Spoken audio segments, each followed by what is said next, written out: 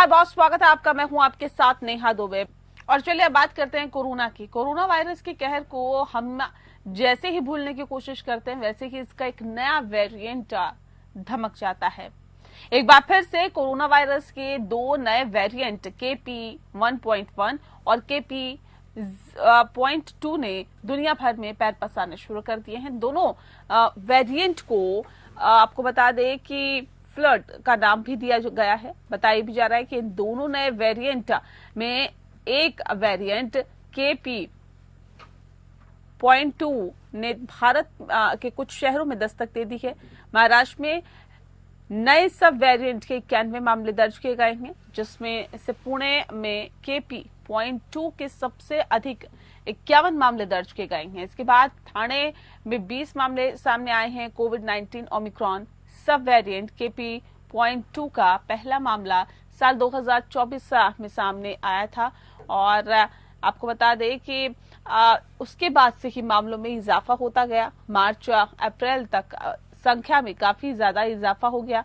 हालांकि अभी इस संक्रमण की वजह से अस्पताल में भर्ती होने वालों की संख्या नहीं बढ़ी है। इस नए सब वेरिएंट KP.2 के पुणे और ठाणे के अलावा अमरावती और औरंगाबाद में 7-7 मामले सामने आए हैं, जबकि सोलापुर में 2 मामले और अहमदनगर, नासिक, लातूर और सांगली में KP.2 वेरिएंट का एक मामला सामने आया है। कोरोना वायरस के नए वेरिएंट फ्लड का सबसे ज्यादा असर कमजोर इम्यूनिटी वाले लोगों पर पड़ता हुआ दिखाई दे रहा है और ऐसे में इसके शिकार डायबिटीज, कैंसर जैसी बीमारियों से गुजर रहे लोग हो सकते हैं। ऐसे में अगर आपको ऊपर बताए गए जो हैं कोई भी लक्षण अपने शरीर में दिखते हैं तो तुरंत डॉक्टर को दिखाएं। इसके साथ ही खांसी होने पर मास्क का इस्तेमाल करें और सोशल डिस्टेंसिंग बनाए रखें।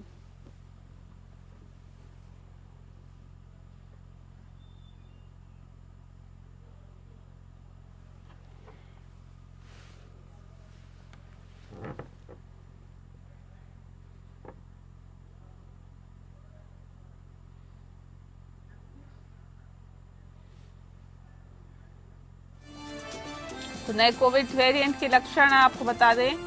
जो लक्षण हैं वो बहुत महत्वपूर्ण और लक्षण यही कि नए कोविड वेरिएंट के अंदर गला खराब होना, खांसी होना, नाक बंद होना या फिर नाक बहना, थकावट, कमजोरी महसूस होना, सिर दर्द होना, मांसपेशियां या शरीर में दर्द होना, ठंड लगने के साथ ही बुखार आना, स्वाद ना आना, स्मेल ना आना, ये तमाम जो लक्षण हैं वो नए वेरिएंट KP.2 के हैं। तो इसमें भी ठंड लगती है, बुखार आता है, कुछ सिम्टम्स वही है जो पहले हमने कोरोना के वक्त पे देखे थे।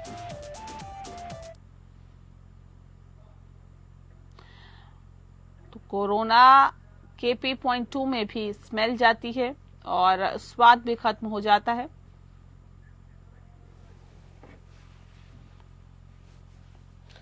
तो महाराष्ट्र में तेजी से फैल रहा है कोरोना। बता दें आपको कि अभी उस दौर से जो लोग हैं बाहर निकल भी नहीं पाए थे कि एक और नया वेरिएंट लोगों के सामने आ गया है जो कि हैरान और परेशान करता है। वो डर जो लोग देख चुके हैं उसको एक बार फिर से उन तमाम चीजों को ताजा कर देता है। तो कोरोना का नया वेरिएंट जो है उसे दस्तक दे दी है। इस विषय पे आज हम तफसील से चर्चा करेंगे। खास मेहमान हमारे साथ मौजूद है, उनसे आपका परिचय करा देते हैं। इस वक्त हमारे साथ डॉक्टर नरेश चावला जी हैं, राष्ट्रीय संयुक्त सचिव है IMA और उपाध्यक्ष DMC के। बहुत स्वागत है सर आपका। डॉक्टर आनंद शुक्ला जी हमारे साथ जुड़ गए हैं, स्वास्थ्य विशेषज्ञ हैं। डॉक्टर आनंद जी आपका भी बहुत स्वागत है। डॉक्टर नरेश, इस खास कार्यक्रम की शुरुआत मैं आपके साथ ही करती हूँ। जिस तरह से कोरोना के नए वेरिएंट की बात की जा रही है, कैसे इसे देखते हैं, कितना खतरनाक ये और कितना बचने की जरूरत फिलहाल आपको लगती है इससे? जैसे कोरोना का नाम आता है ना तो आम लोग बहुत डर से जाते हैं। तो जो भी आपके पब्लिक चैनल के माध्यम से मैं बोलूंगा, बहुत ही नाप तोल के ताकि लोग डरे नहीं। मत भूलिए कि फर्स्ट वेव मार्च 2020 में, सेकंड बहुत ही घातक वेव जो डेल्टा वेव थी वो 2021 के अप्रैल में और उसके बाद ओमाइक्रॉन की कई छुटपुट वेव हम देखते रहे हैं। जो अब हमें पता चला है कि पूना में और थाने में, महाराष्ट्र में कुछ जगहों पे ऑलमोस्ट 90-95 केस डायग्नोज हुए हैं और उनको एक नया वेरिएंट KP.2 आंका जा रहा है। अभी तक जो खबर हमें मिली है, this is not at all either fatal और लीथल। फेटल का मतलब होता है जो जान लेने की क्षमता रखता है, और लीथल का मतलब होता है कि जो बीमारी बहुत बुरी तरह फैलती है, इन्फेक्शियस। इसको जानते हुए मैं इतना ही कहूंगा कि हम सब हिंदुस्तान में जानते हैं कि जो पहली 2 व्यवसाय थी, उसके बाद छुटपुट स्केयर्स बाद में भी आई हैं। स्केयर्स मतलब फिर कहीं आ रहा है, कहीं कुछ केस हुए हैं, तो उससे हम कभी डरे भी नहीं हैं। लेकिन हमारी जो मान्यता है, जो हमारी मेडिकल प्रोफेशन में हम जो केसेस देखते रहते हैं कि हमारे देश में जो ये कोरोना है वो एंडेमिक होकर रह गया है। पहले जो आया था वो पेंडेमिक था। पेंडेमिक मीन्स कि जो 5 महाद्वीपों में हुआ था, everywhere, America, Asia, Europe, Africa, Australia, everywhere. जो अब है, क्योंकि हमारा देश एक बहुत ही बड़ा देश है, इस कोरोना से पहले मैं दर्शकों को बताना पसंद करूंगा कि पहले जो फ्लू या इन्फ्लुएंजा या वायरल फीवर होता ही रहता है। क्यों? देश में जो कंडीशंस हैं, कहीं गर्मी की कंडीशंस हैं, कहीं ठंड की कंडीशंस हैं, तरह तरह के लोग हैं, बड़े शहर हैं, छोटे शहर हैं, कस्बे हैं, गांव हैं, कहीं बचाव। हमारी जो देश की सोशियो इकोनॉमिक कंडीशंस हैं, जो हाइजीनिक कंडीशंस हैं, जो मेडिकल सर्विसेज हैं, वो डिफर करती हैं। लेकिन मैं आम लोगों को इतना ही कहूंगा कि ऐसा कोई बहुत छटपटाने की या डरने की जरूरत नहीं है। सच्चाई तो यह है कि आम फीवर के केसेस में, जैसे कि मैं दिल्ली NCR में हूँ, लोगों ने टेस्ट करवाना ही बंद कर दिया था। ऑलमोस्ट कोरोना की टेस्टिंग ऑलमोस्ट निल पे आ गई थी। तो आई वुड ओनली से इतना ना डरने की जरूरत है, ना घबराने की जरूरत है। लेकिन आपको अगर हल्का भी शक होता है कि बेतुका बुखार चल रहा है, जो कि तेज है, जिसमें खांसी जुकाम भी है, कोई चेस्ट पेन या कंजेशन भी है, तो आप टेस्टिंग जरूर करवा लें, नंबर 1। और नंबर 2, पब्लिक प्लेसेस में, जैसे कि इलेक्शन का दौर चल रहा है, मुझे अच्छी तरह याद है 2021 में वेस्ट बंगाल में इलेक्शन चल रहे थे और साथ में कुंभ चल रहा था। That was the beginning of disaster. जो हुआ था हम सब जानते हैं। तो मैं दर्शकों को डराना पसंद नहीं करूंगा, लेकिन इतना जरूर करूंगा कि एटलीस्ट बच्चों को और जो हमारे सीनियर सिटीजन्स हैं उनको, और जिनको कोमॉर्बिडिटीज हैं, कोई अनकंट्रोल्ड शुगर है, डायबिटीज है, हार्ट डिजीज या लंग डिजीज है, उनको एटलीस्ट भीड़ भाड़ की कंडीशन से बचाया जाए, यानी कि सोशल डिस्टेंसिंग किया जाए और साथ में मास्क का इस्तेमाल किया जाए। अगर हम इतना कर लेते हैं तो मैं दावे और यकीन से कह सकता हूं कि बहुत ज्यादा डरने की जरूरत नहीं है। बस हम समझते हैं कोरोना हमारे देश में एंडेमिक होकर रह जाएगा। कभी न कभी छुटपुट वेव्स आती रहेंगी, लेकिन वो बहुत ज्यादा नुकसान भी नहीं करेगी और बहुत ज्यादा कोई ऐसा हताश भी नहीं करेगी लोगों को कि बहुत ज्यादा मॉर्बिडिटी या मोर्टेलिटी ऐसा होगा। ऐसा ही हमारी सोच है। बाकी हम भी सिचुएशन वॉच कर रहे हैं। जैसे जैसे we learn more, we shall be informing our viewers also. जी, सिम्टम्स, प्राइमरी सिम्टम्स क्या दिख रहे हैं? जैसे हम कोरोना की हम बात कर रहे हैं और ये नए वेरिएंट की खासतौर पे बात कर रहे हैं। इससे पहले हमने देखा था कि गले में खराश और तमाम तरह की चीजें आ रही थी। इसमें क्या सिम्टम्स है? नेहा दुबे, मैं बता दूं, जो मोस्ट सीरियस वेव आई थी, सेकंड वेव थी, जो कि 2021 अप्रैल में आई थी, उसमें सिम्टम्स क्या थे? पेशेंट को चेस्ट की घुटन और ऑक्सीजन कम हो जाती थी। उसके बाद जब भी ये ओमाइक्रॉन के और भी बड़े सारे वेरिएंट आए हैं और ये लेटेस्ट वेरिएंट KP.2 है, इसमें सिम्टम्स सिंपल वायरल टाइप वाले हैं। सिंपल सिम्टम्स, तेज बुखार, आंखों के पीछे दर्द होना, कोई जुकाम या गले में दर्द, चेस्ट कंजेशन, यस, बट जो बहुत टिपिकल था डेल्टा का, जिसमें कि ऑक्सीजन शॉर्टेज होती थी, ऐसा इसमें कुछ भी नहीं है। तो आप कहेंगे ये सिम्टम तो वायरल में भी होते हैं, तो हम इतना ही कहेंगे, अगर बेतुके पेशेंट्स अगर ज्यादा हो रहे हैं, घर के 6 मेंबर हैं, 6 के 6 इन्वॉल्व हो गए, तो सबसे पहला एक ही एहतियात है कि आप टेस्टिंग कोविड-19 की जरूर करवा लीजिएगा। उससे क्लैरिटी आ जाएगी। और उसके बाकी अभी तक, जैसे कि मैं पहले भी बोल चुका हूँ, कुल मिला के अभी तक कोई ऐसा कंडीशन नहीं है जिसको हम कहें कि एपिडेमिक कंडीशंस हैं या बहुत ज्यादा फैलने वाली कंडीशंस हैं। जी, ठीक है। डॉक्टर आनंद भी हमारे साथ जुड़े हुए हैं। डॉक्टर आनंद, सवाल इस बात को लेकर है कि इससे पहले हमने देखा था कि बच्चे इससे इन्फेक्ट नहीं हो रहे थे। जो कोरोना की फर्स्ट लहर या सेकंड लहर चली थी उसमें हमने देखा था बच्चे बहुत ज्यादा इन्फेक्टेड नहीं हुए। ये जो नया वेरिएंट है ये क्या बताता है, बच्चों के लिए कितनी सतर्कता बरतने की जरूरत है? बिल्कुल, इसमें आपने सही कहा, बच्चों के लिए थोड़ा सतर्कता ज्यादा बरतनी है। उसके दो कारण है। एक तो ये कम्युनिकेशन इतना फास्ट है वो इसकी कि फटाफट एक जगह से दूसरी जगह ट्रांसमिट होने लगा।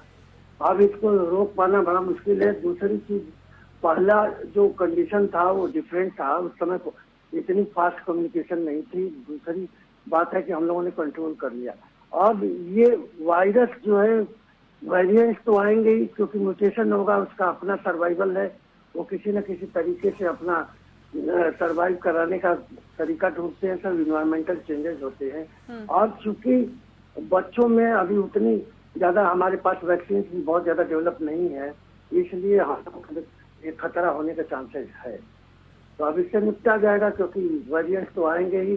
पहले ये सब वायरस डिटेक्ट नहीं होते थे, उस समय मॉर्टेलिटी रेट ज्यादा होती थी, तो लोगों को लगता था कि हमारे पास हेल्थ केयर सिस्टम नहीं है। अब हेल्थ केयर सिस्टम है, लेकिन हमारे पास डायग्नोसिस के कारण हम लोग डायग्नोस कर लेते हैं, उसके कारण ये इन्फेंट रेट थोड़ी सी मॉर्टेलिटी बढ़ाएगी। जी ठीक है।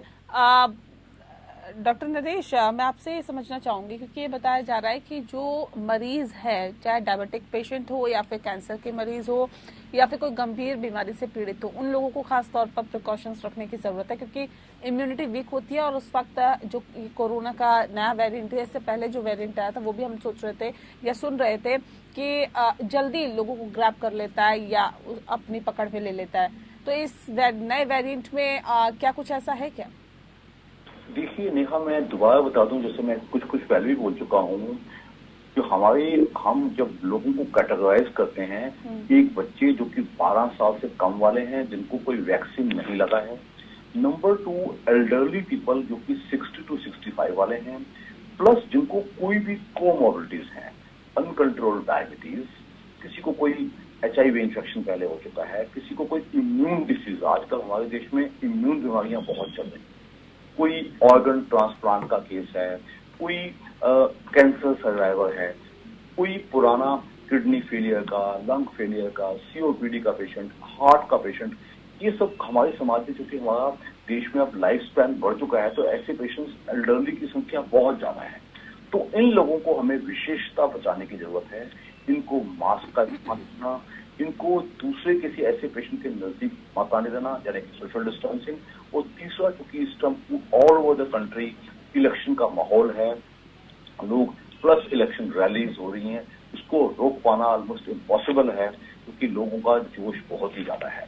तो इसमें मैं कहूंगा कि लोग जो बाहर निकलें अपना मास्क पहन के निकलें, और पर्टिकुलरली जो ये एल्डरली और कोमॉर्बिडिटी वाले पेशेंट हैं, इनको तो सख्ती से ना निकाला जाए, क्योंकि ये लोग ऐसे लोग होते हैं जिनकी जिंदगी एज पे चल रही होती है, मसलों से बैलेंस से जिंदगी चल रही है। तो ऐसा कोई भी इन्फेक्शन हो, चाहे वो कोरोना का ये जो लेटेस्ट ओमाइक्रॉन वेरिएंट KP.2 है, चाहे इन पर इवन सिंपल फ्लू या इन्फ्लुएंजा है, इनसे इनका सिस्टम बिगड़ जाता है। वो पेशेंट के बिगड़ने के या मरने के चांसेस बहुत ज्यादा हो जाते हैं। तो मेरा आम दर्शकों को इतना ही सुझाव देना है, जो आपके घर में बड़े बूढ़े हैं उनको बहुत ही ज्यादा केयर दी जाए और मास्क का इस्तेमाल किया जाए, भीड़ भाड़ में मत लाया जाए और उनको वॉच किया जाए। अगर थोड़ी भी तकलीफ उनकी बढ़ती है तो उनको जल्दी हॉस्पिटलाइज किया जाए। ये नहीं कि जैसे आम लोगों को हम कहते हैं कि आपको हॉस्पिटल जाने की जरूरत नहीं है, आप घर बैठिए, आपको बुखार हो भी गया तो आप सिंपल पैरासिटामोल लीजिए।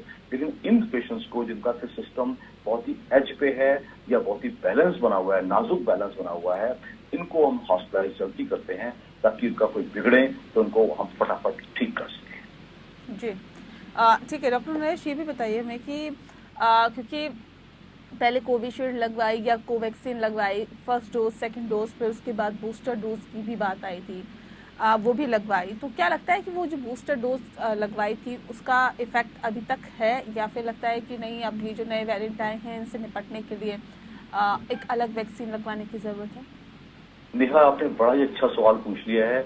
पहली बात तो मैं बता दूं, जो लास्ट वैक्सीन लगी हैं वो 2021 के एंड में या 22 के शुरुआत में लगी हैं, और इसलिए बहुत जरूरी है और बहुत ही जरूरी है कि हम इससे डरने की जरूरत नहीं है।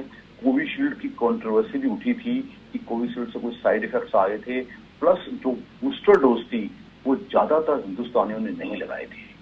212 करोड़ यूनिट लगे थे, लेकिन वो नॉर्मली फर्स्ट और सेकंड डोज में हो गई थी। मुझे अच्छी तरह याद है, बाद में इंडियन गवर्नमेंट ने बहुत कुछ अनाउंस किया था कि बूस्टर डोज लगाई थी, लेकिन तब तक कोविड की वेव्स खत्म हो गई थी, तो इसलिए हमने बहुत ज्यादा लोगों ने बूस्टर डोज लगाई थी। आपका पूछना कि उसकी कोई इम्यूनिटी अभी तक चल रही होगी कि नहीं चल रही होगी, तो मेरा जवाब है उसकी वैक्सीन की वजह से शायद हमारी इम्यूनिटी ऑलमोस्ट नील पे आ गई होगी, ऐसा मैं सोचता हूं। लेकिन जो इतने लोगों को हमने वैक्सीन दिलवाई है, प्लस कितने ही लोगों को नेचुरल इन्फेक्शन हुआ है, उसकी वजह से एक हर्ड इम्यूनिटी होती है। हर्ड इम्यूनिटी का मतलब कि पूरा का पूरा हिंदुस्तान ही बच गया। तो हम ऐसा समझते हैं कि हिंदुस्तानियों को आपके चैनल के माध्यम से आपके दर्शकों को स्पष्ट बताना चाहूंगा, बहुत ज्यादा डरने की जरूरत नहीं है, प्रिकॉशंस जरूर लीजिएगा। लेकिन मैं ये समझता हूं हम सब लोगों को हर्ड इम्यूनिटी मिली हुई है, तो एटलीस्ट इस पर्टिकुलर वायरस कोरोना से या कोरोना का कोई भी वेरिएंट हो, उससे हमारा बचाव है। ऐसा कहने का मतलब ये कतई नहीं है कि हम प्रिकॉशंस लें या कोरोना प्रोटोकॉल फॉलो ना करें, बट ये जरूरी है कि फर्स्ट से जैसे एकदम हम जब 2020 में और 21 में पूरे देश में एकदम हपड़ारोड़ी मच गई थी और लोग पैनिक हो गए थे, ऐसा होने की जरूरत नहीं है। प्रिकॉशंस यस, सावधानी यस, पैनिकीनेस नो। ठीक है आनंद जी, डॉक्टर आनंद, मैं आपसे समझना चाहूंगी, भले ही अभी हॉस्पिटलाइज की जरूरत नहीं के बराबर है, या इतना पैनिक होने की जरूरत नहीं है, डॉक्टर नरेश बता रहे थे, लेकिन फिर भी फौरी तौर पर, क्योंकि कोरोना फैलने में वक्त नहीं लगता, ये तो हमने फर्स्ट सेकंड लहर में बहुत अच्छे से समझ लिया था। हॉस्पिटल में किस तरह के इंतजाम होने की जरूरत है, क्योंकि हमने जो स्थितियां देखी है और जिस स्थिति से हम निकल के आए हैं वो भयानक थी। तो हॉस्पिटल में अब किस तरह के इंतजाम होने चाहिए, जिससे कि अगर इनकेस इस तरह की जरूरत आई कि हॉस्पिटलाइज्ड हो या फिर ऑक्सीजन की शॉर्टेज हुई, तो उससे निपटा जा सके। क्या कुछ हॉस्पिटल में होना जरूरी है इस बार? देखिए, कई कंडीशंस होते हैं। पहले तो बच्चों में ब्रांकस वगैरह जो है, लंग्स टिश्यू बहुत सॉफ्ट होता है। दूसरी बात ये होती है कि अगर ये ब्रांकस में इफेक्ट कर रहा है, मतलब लंग्स की जो नलियां हैं उसपे, तब तो ऑक्सीजन की आवश्यकता बहुत ज्यादा बढ़ जाएगी। लेकिन अभी ये सब चीजें देखने को नहीं मिल रही है, क्या वेरिएंट्स में क्या दिक्कत हो रही है। मॉर्टेलिटी रेट का अभी बहुत ज्यादा एक्सपोजर और स्टैट्स और डाटा नहीं अभी अवेलेबल है, तो इसमें कहा नहीं जा सकता। हो सकता है बच्चे टेम्परेचर के कारण मर रहे हो, टेम्परेचर डिहाइड्रेशन के कारण मर रहे हो। तो अभी सब चीजों को देखने के बाद हम लोग बता सकते हैं। एडल्ट में जरूर एक चीज देखने को आई है कि हर्पीज की तरह बुल्लस फॉर्मेशन निकल रहा है, स्किन डिजीजेस की तरह हो रहा है, लेकिन वो सारे चीज कंट्रोल में है। और ये देखने को मिला कि जैसा अभी डॉक्टर चावला ने बताया था कि कोमार्बिड स्टेटस के लिए हम लोग तो ज्यादा सावधान रहना होता है, तथा जेरियाट्रिक पेशेंट के लिए। लेकिन बच्चों में चूंकि हम लोगों के पास वैक्सीन वगैरह अभी अवेलेबल नहीं है, तो बट नेचुरल है, बच्चों का केयर हम लोगों को बहुत ज्यादा करना पड़ेगा। लेकिन उसकी सर्वाइवल और डाइट का मतलब एल्बुमिन वगैरह ज्यादा दें, प्रोटीन ज्यादा हम लोग दें, तो हम लोग सेव कर लेंगे। ऑटो इम्यूनिटी की हमारी काफी वर्क है और इंडियंस के लिए तो बहुत ही बेहतर है। तो हम चाहेंगे कि इस पे वर्क हो और नया कोई अपना रिसर्च ओरिएंटेशन रखें, कुछ न कुछ हम लोग कारगर सिद्ध होंगे। लेकिन ये जरूरी है कि हमें कोरोना से 24 घंटे और 365 दिन हमें सावधान रहना है, और इसका कहीं ना कहीं से हम लोग मैनेजमेंट करते रहेंगे और बचाते रहेंगे। जो इम्यून पोटेंट ड्रग्स हैं जो इम्यूनिटी को बढ़ाती हैं, उन पे हम लोगों का वर्क रहेगा, और डाइट बढ़ाते हैं उनके भी हम लोगों का वर्क रहेगा, और हम लोग सेव कर सकते हैं। जी चलिए, बहुत शुक्रिया आपका डॉक्टर आनंद। डॉक्टर नरेश, आपका भी बहुत बहुत शुक्रिया हमारे साथ इस खास कार्यक्रम के माध्यम से जुड़ने के लिए। इसी के साथ खास पेशकश में फिलहाल इतना। नमस्कार।